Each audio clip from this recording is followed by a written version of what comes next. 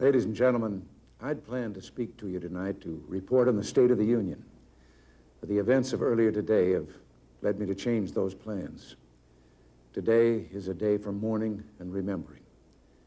Nancy and I are pained to the core by the tragedy of the Shuttle Challenger. We know we share this pain with all of the people of our country. This is truly a national loss. 19 years ago, almost to the day, we lost 3 astronauts in a terrible accident on the ground. But we've never lost an astronaut in flight. We've never had a tragedy like this. And perhaps we've forgotten the courage it took for the crew of the shuttle. But they, the Challenger 7, were aware of the dangers, but overcame them and did their jobs brilliantly. We mourn 7 heroes: Michael Smith, Dick Scobie, Judith Resnick, Ronald McNair, Ellison Onizuka, Gregory Jarvis, and Krista Mikaloff. We mourn their loss as a nation together. To the families of the 7, we cannot bear, as you do, the full impact of this tragedy. But we feel the loss, and we're thinking about you so very much. Your loved ones were daring and brave, and they had that special grace, that special spirit that says, give me a challenge, and I'll meet it with joy. They had a hunger to explore the universe and discover its truths. They wished to serve, and they did. They served all of us. We've grown used to wonders in this century. It's hard to dazzle us. But for 25 years, the United States space program has been doing just that. We've grown used to the idea of space, and perhaps we forget that we've only just begun. We're still pioneers.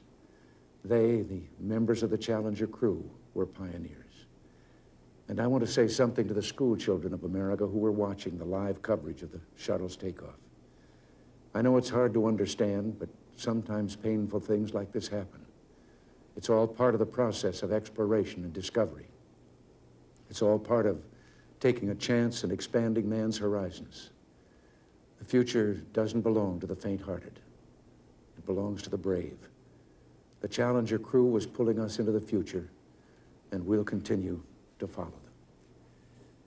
I've always had great faith in and respect for our space program, and what happened today does nothing to diminish it. We don't hide our space program. We don't keep secrets and cover things up. We do it all up front and in public. That's the way freedom is, and we wouldn't change it for a minute. We'll continue our quest in space. There will be more shuttle flights and more shuttle crews, and yes, more volunteers, more civilians, more teachers in space. Nothing ends here. Our hopes and our journeys continue. I want to add that I wish I could talk to every man and woman who works for NASA or who worked on this mission and tell them your dedication and professionalism have moved and impressed us for decades, and we know of your anguish. We share it. There's a coincidence today. On this day, 390 years ago, the great explorer Sir Francis Drake died aboard ship off the coast of Panama. In his lifetime, the great frontiers were the oceans, and a historian later said he lived by the sea, died on it, and was buried in it. Well, today, we can say of the Challenger crew, their dedication was, like Drake's, complete. The crew of the Space Shuttle Challenger honored us for the manner in which they lived their lives. We will never forget them, nor the last time we saw them this morning, as they prepared for their journey and waved goodbye and slipped the surly bonds of earth to touch the face of God. Thank you.